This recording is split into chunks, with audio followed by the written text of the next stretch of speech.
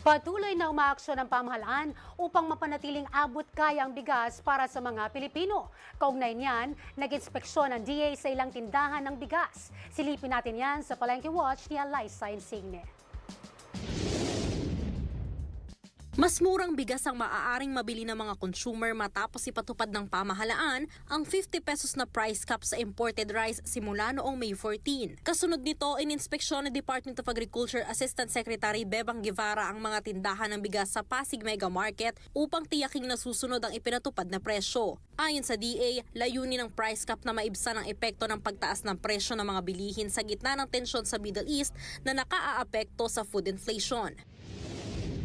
Itong mga brands na to kasi may propensity talagang mataas siya dahil nga po yung may demand talaga. Dahil nga po nagtaas din ang inflation, ang number one contributor po is food and rice. So yan po yung una talaga natin na pinagtuunan ng pansin. Paliwanag ng DA, sapat ang 50 pesos na price cap dahil nasa 37 hanggang 38 pesos lang ang landing cost ng imported rice. Sa kabila ng biglaang pagpapatupad nito, karamihan sa mga tendero ay sumunod naman sa itinakdang presyo. Nasa 50 pesos ang itinakdang presyo para sa imported well-milled Thai at Vietnam rice, habang 60 pesos naman ang Japanese rice. Sa mga lokal na bigas, 46 pesos ang pinakamababang presyo ng Bulacan rice habang umaabot naman sa 68 pesos ang Ifugao rice. May kaukulang parusa rin sa mga lalabag sa price cap.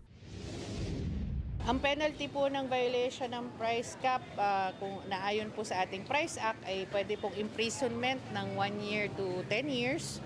Pwede rin pong fine, 5,000 to 1 million or both. Samantala, posible rin aniya na ma-extend ang price cap kung magtutuloy ang epekto ng sigalot sa Middle East. It's a possibility po, but definitely the price cap that was issued is for, ang validity po niyan is 30 days. So kung wala po tayong action after 30 days, lifted naman po yan. Nire-review rin ng National Price Coordinating Council ang price cap sa imported rice kada 2 linggo. Kaya sila ang magre-rekomenda kung itutuloy pa ba o ililift ang price cap. Liza Insigne ng IBC News para sa 13 sa tanghali ng Congress TV.